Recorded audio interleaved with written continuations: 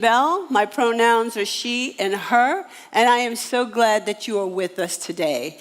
If you're viewing on Facebook or YouTube Live, please like and share this broadcast for the spreading of the good news of science of mind and new thought out into the world. If you're visiting for the first time, please see a welcome ambassador out in the hallway for a gift, especially for you. Today we have such a wonderful, wonderful offering to you. A wonderful offering. But more on that later. Right now, I'm going to go through some of the announcements. And we've got a lot of things lined up on the first Sunday, which is July the 5th. We have a potluck, so if any cooks in the house, please bring your favorite dish and share. All right, what else do we have? Kaleidoscope Child. Reverend David Alt will be the guest speaker on July the 12th. And after that, at 4:30, we will air his documentary, his award-winning documentary, The Kaleidoscope Child. So please make note of this. It is a wonderful documentary. I have seen it. I've actually been to Cambodia with him, and what he's done is no short of amazing. He is an amazing person, and this documentary will open your heart.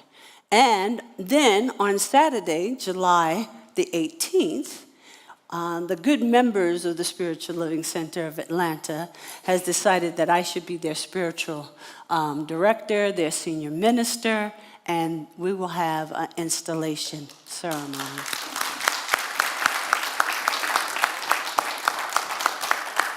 It will be from 4 to 8. Please make sure you RSVP. I thought I had put the QR code on there. If not, I will get it to you. But we need to RSVP so we can get a head count. All right. So now I'm going to do the monthly affirmation. I'm going to read it all the way through, and then I'm going to invite all of you to say it in one voice with me and Reverend Susan. All right. Today I claim my birthright and welcome Spirit's gifts of love, abundance, health, wisdom, joy, and peace. I accept these blessings knowing that Spirit's love and light are always with me. So, together in one voice, yes? Today I claim my birthright and welcome Spirit's gifts of love, abundance, health, wisdom, joy, and peace. I accept these blessings, knowing that Spirit's love and light always with me, and so it is. Many of you know, and for those who do not know, we have licensed practitioners, and all of the ministers here are licensed practitioners as well. And Reverend Susan is going to lead us in an affirmative prayer, which is also known as a spiritual mind treatment. And I'm going to turn it over to her now. Let's just take a deep breath and release it. This is what I know, and I know that I know it. I am, as is everything in our universe, made by that infinite spirit of pure intelligence, that quantum field that creates everything. And as such, I am of that spirit that some call God or Allah or by many different names. And all I am is that spirit. I am not all of spirit, but all that I am is spirit. And as such, I have an infinite ability to produce, co-create by directing that spirit. I don't create on my own. Spirit does the creation in co-creation with me, as does everyone else. And as such, I know that no matter what happens, I am always equipped to handle it.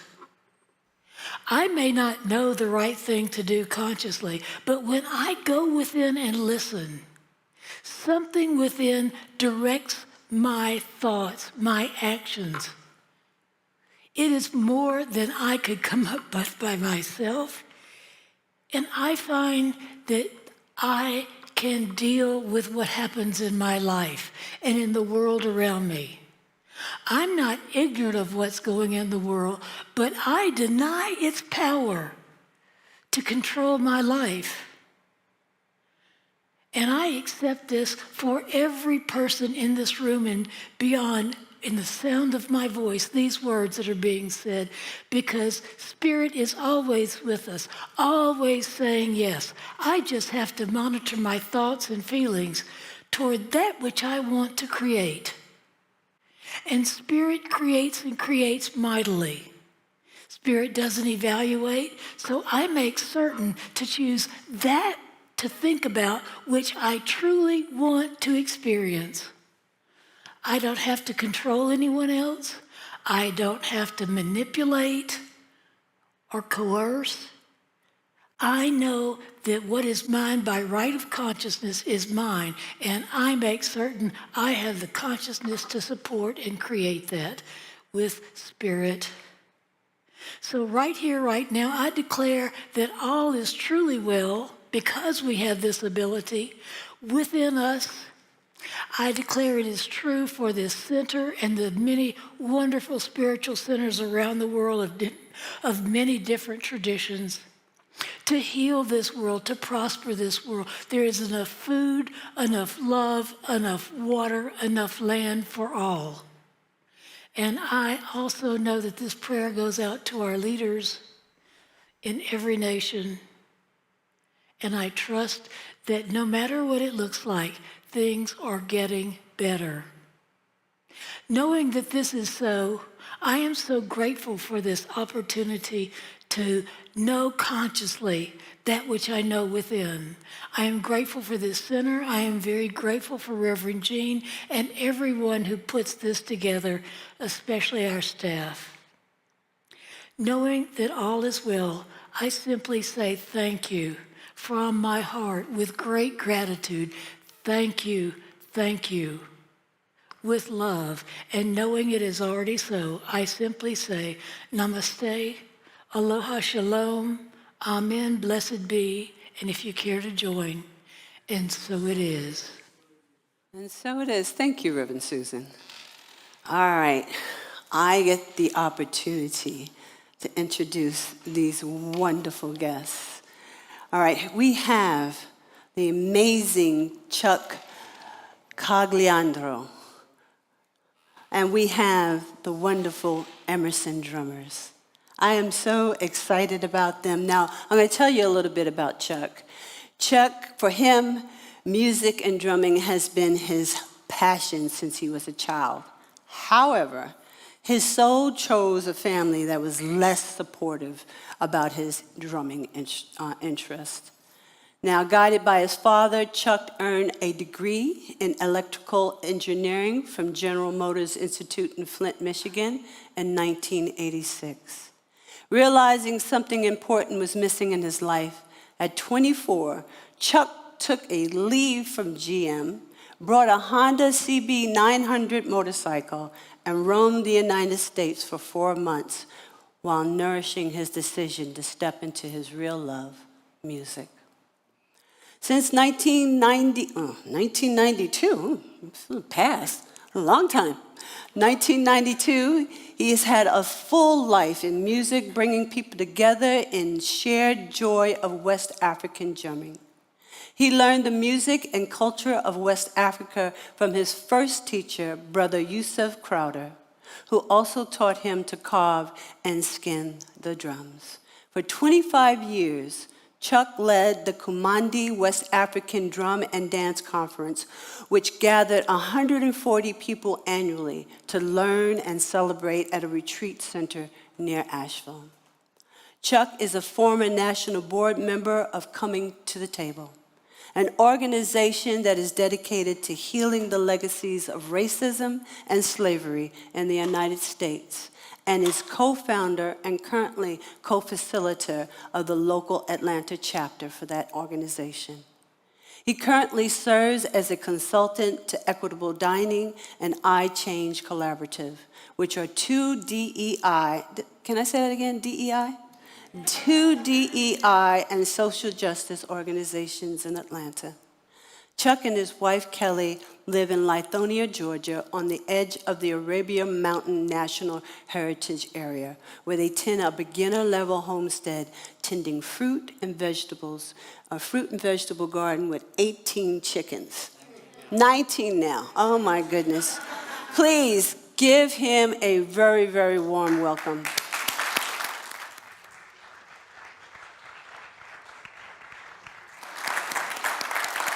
Now, last but not least, we have the Emerson Drummers. They are a community group open to people of all ages who want to learn and celebrate the joy of West African drumming, music, and culture. They honor and share traditional rhymes and songs from West Africa that they learned from African American and African artists. The group is based in the Emerson Unitarian Universalist Congregation in Marietta and has been together for almost 30 years, with at least 100 different members over the years. They are open to youth and adults of any experience level who want to learn, play, and have fun. Everybody, please give these wonderful people a warm welcome. Thank you for being here. All right. And I will leave them in your hands. Be gentle.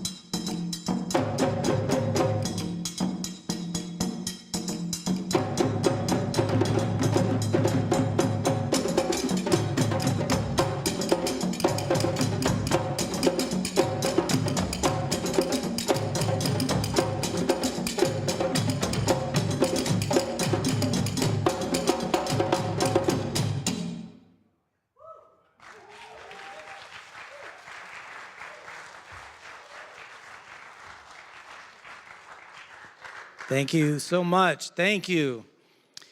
The music that we do is from West Africa. Much of it comes from Guinea, West Africa, from the Maninka people who live in Guinea, Mali, Ivory Coast, Burkina Faso, and the Gambia.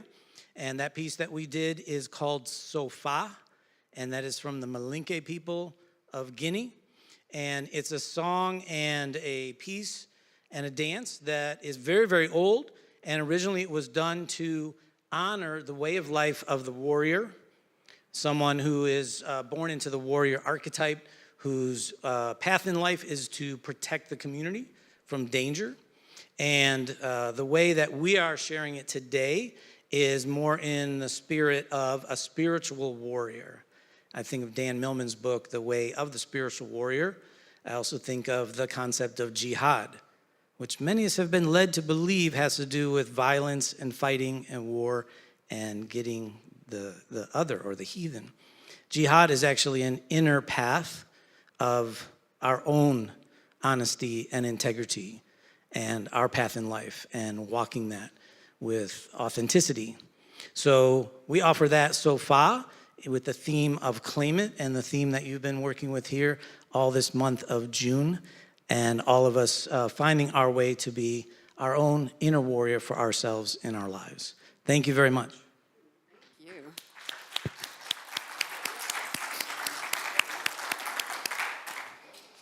How many of you are feeling your inner warrior? Yes.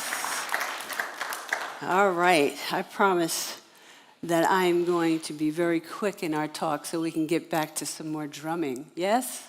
Yes. All right. Now, this month, we have been talking about Claim It. Last month, we talked about Heal It. The month before that, we talked about Naming It. And all these things have led us to this day, this point in time, where we get to claim our divinity. So we've been journeying in this to claim our divinity, but also to come into an understanding of what it means to own that truth. This month we had the opportunity to explore, embrace, and own our own divine nature, and to move from word to deed as spirit and action. Now, I know that this is not always easy because changing our thoughts, to change our life, to change our habitual comforts and patterns require awareness of self, the whole multi-layered package self, and a true willingness, and I do mean true willingness, to transcend from the old to a new way of being. Sometimes it seems like we just peel back an old, outdated layer, just like an onion skin, only to be confronted with another aspect of ourselves that we weren't aware of. Has that happened to anybody? You start your spiritual practice, you start peeling back, and all of a sudden you're like, what is this? Where'd you come from? So now you have to deal with that. Yet we are always at choice as to how we will respond to the next layer of self as we take our spiritual journey. It's our opportunity to be, to do, and to have a truly enriched life filled with love, peace, joy, and abundance. But the egoic aspect that does not like the unfamiliar, that wants us to stay the same and continue to be small, will seek to lure us back to sleep, back into a default mode, and into thinking we don't have to make the spiritual effort. We don't have to do the work to change anything about ourselves. We are just fine the way we are, with all of our faults, flaws, and mediocrity, and all that goes with it. It will whisper, staying in the present moment is way too much work. Observing one's behavior is exhausting. Observing the words that are coming out your mouth is so tiring, right? You know default isn't bad. I'm going to take care of you. I'll keep you safe. I will try and convince you that you don't have to do anything but continue to be your own conditioned self.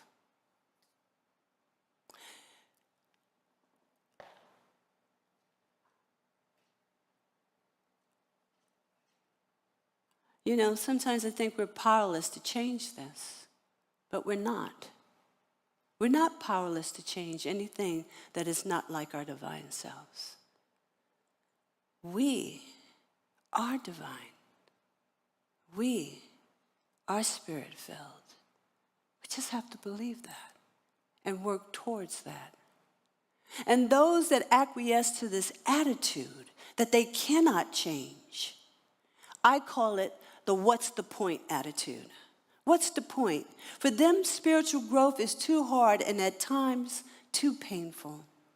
I do understand that it can leave you feeling raw and vulnerable if you don't have a spiritual community and other like-minded people around you to support you in the process. Yet individual spiritual growth is not only important for you, for us, but as we grow spiritually, we are affecting our surroundings, our communities, and the world. Last Sunday, I listened to the Ram Dass recording. We had a kirtan last Sunday with Reverend Dr. David Alt and his group, the Nandi Das. Wonderful group. If you haven't been to a kirtan filled with chanting, filled with spirit, filled with love, do come. But they also play a Ram Dass recording. And as I listened to that Ram Dass recording, Ram Dass was asked, how do you take the peace and oneness a person experiences from retreats back out into the world? Ram Dass explained that when folks are at a retreat, you're in a spiritual bubble. No, those are my words. But basically, a special atmosphere. And you open places in yourself and experience vibratory states, states of consciousness that are difficult to maintain in daily life without the support of the retreat environment. Then he said, until you are so rooted in those vibratory fields, in the vibratory states, and it becomes what you are, a part of your consciousness, then you will lose it. He added that you will finish the retreat spiritually high, but you will lose that high. But if you have been deeply affected and transformed in the retreat, to have caused a shift in consciousness, that transformation you will not lose. An experience can get lost or be lost, but a transformation of your being, you will never lose. Then Ram Dass quoted Gandhi, and he said when Gandhi was on a train pulling out in the station, he was asked by a reporter, what message can I take back to the village? And as the train was moving, because, you know, back in those days, trains kind of chugged along, right? And you can walk along talking to people, you know, I'm going to miss you, darling. Write me, right? So the reporter was doing that. He was just chugging along, right? And so Gandhi took a paper bag and scribbled something on it real quick and gave it to the reporter. And what it said was, my life is my message. My life is my message. What you take back to other people is what you are, not what you know, not what you think you have, but what you are. I had said at the beginning of the year, the universe doesn't give you what you want. It gives you what you are. In this case, I was talking about the creative process and how our frequency, what we are vibrating at, is what we attract to our lives. The same is true about the peace and bliss we experience at a retreat or a kirtan or a Sunday service, or anywhere where you might experience a spiritual high. The high will wane, but if you are transformed, that is what you will take back to other people, to your homes, to your jobs, to your friends. It is what you become. And the most honest and authentic thing we can offer anyone is our true divine, love-filled, whole self. That self that lives deep within. And it's there, and it can be revealed. Now, one of the musicians last Sunday said a wonderful thing. His name is Ian Boccio. And he said that he came across a book that was a series of questions asked of a guru named Mother Myra. And one of the questions was, what can we do as human beings that would have the greatest benefit to the world? And the answer was, the best thing you can do for the world is to work as hard as you can to become enlightened. Because once you just are, not what you think you are, but once you just are enlightened, unconditional love, once you are just joy, overflowing, a healing presence, then you become, even without trying, an agent of change in the world. And that is what Gandhi meant when he said, my life is my mission. He lived his life as spirit in action. Now, that doesn't mean he didn't have faults or shortcomings, but he continually strived and worked hard to get out of the mirror and spiral toward his divinity. And so when I say that we must claim our divinity and own it, I say it earnestly because science has shown us that there is an interconnected aspect of all creation. And as one person affects or influences another, it has a ripple effect on many levels of existence. You may not know that your compassion, your loving kindness, your smile, your kind words, your volunteering, which I like to call sacred service, could have saved someone's life, or at least kept them from doing something really bad or making some bad decisions. Gandhi once said, be the change you wish to see in the world. And we do that by fully accepting our divine nature. We no longer wait for another to lead the way or be a savior. We come into the realization that our lives and the way we live our lives is the divine message we put forth in the world today, every day. That this is what it means to live out loud in our principles that we say we support and believe in. Now, we all obtain varying degrees of enlightenment when we earnestly engage in spiritual practices, which include meditation, sacred affirmative prayer, spiritual community, sacred study, and so many more. This is the work of which Mother Maya speaks, and the work leads to spiritual wisdom and insight, which guides us to higher states of consciousness, which will ultimately reveal our divine nature. Then we will move from fleeting moments of spiritual highs to embodiment of our true divine nature. We will just be it. Reverend Dr. Michael Beckwith from Agape International said in his book titled The Life Visioning Process, and I'm paraphrasing, we move through the stages of evolutionary growth as we gain true spiritual wisdom. And he tells us that the first stage, which many people find themselves in, is the victim consciousness, which is stage one, which is the to me stage, where one believes that life is happening to them, and all the external sources are out of their control. Then he says, as one works towards wisdom, one comes to the realization that there's a power in this universe that is greater than we are.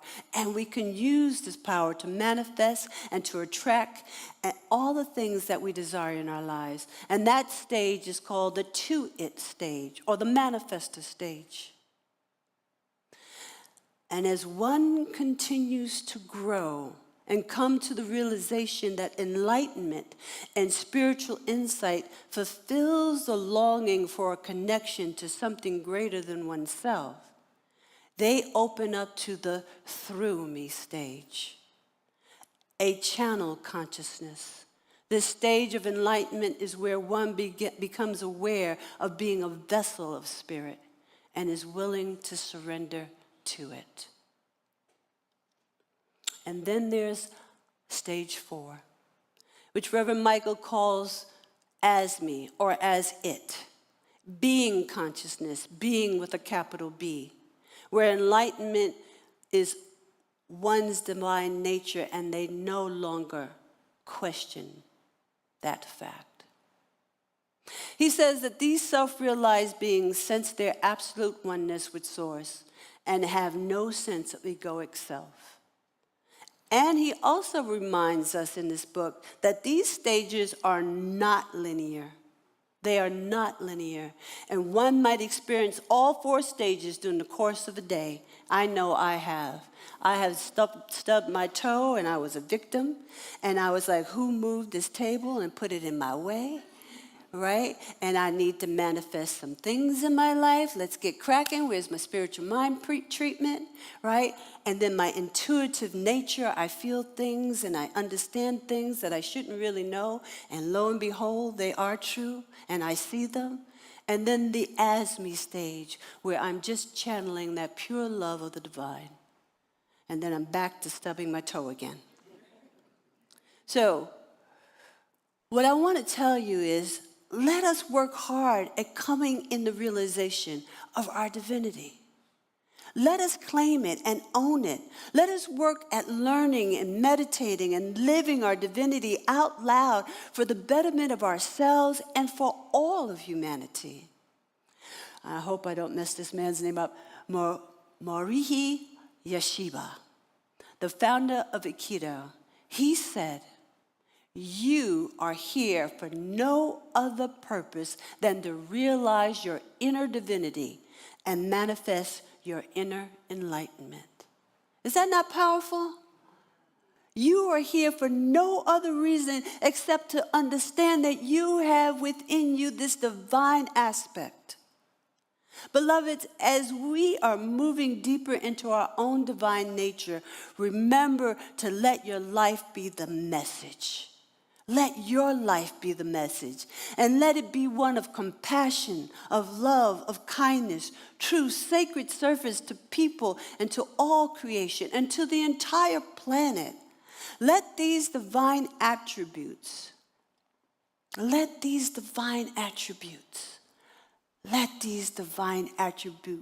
be your life message for the whole world to see. Because when they see you, they're going to see the light of the world. Be that light. Be that change. And so it is. I'd like to invite you back. I love this philosophy, and for those of you who are new here, it's called the Science of Mind philosophy. And it's not one that teaches you how to just believe in some dogmatic stuff. It teaches you how to think, how to come into the full awareness of your own divinity. These wonderful individuals will play us another song, so please welcome them again.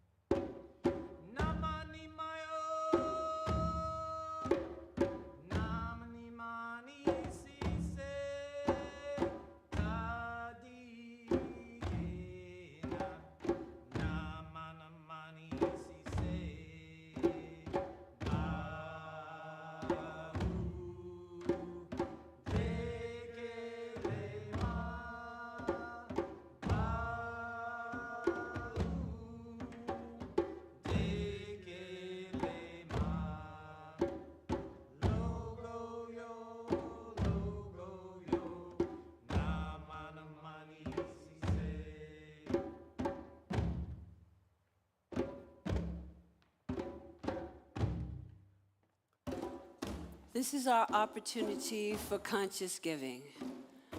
It's because of your donations that make all of these things possible. And we are so grateful to all of you online that give. Thank you. There's so many different ways to give. You can give through the QR code. You could text to Ty. You can go online at our website and give. But however you give, please know it brings in wonderful things of this nature. Our kirtans, our sound baths, our drumming, all the musical guests that we provide. It also helps pay for my salary. I'm just saying. But with all that, thank you. So please join me in grateful giving. This affirmation, I want you to reach in and say it from your heart. And let's say it in one voice all together. I live in a universe of abundance. As I freely and joyfully give, I join in divine flow, and all that I share with life returns to me multiplied abundantly. And so it is. And so this concludes this part of our service. I want to thank all of you who are viewing online. Thank you for everything that you do for us. And I'm going to turn it over to Chuck, and Chuck will begin the drumming circle.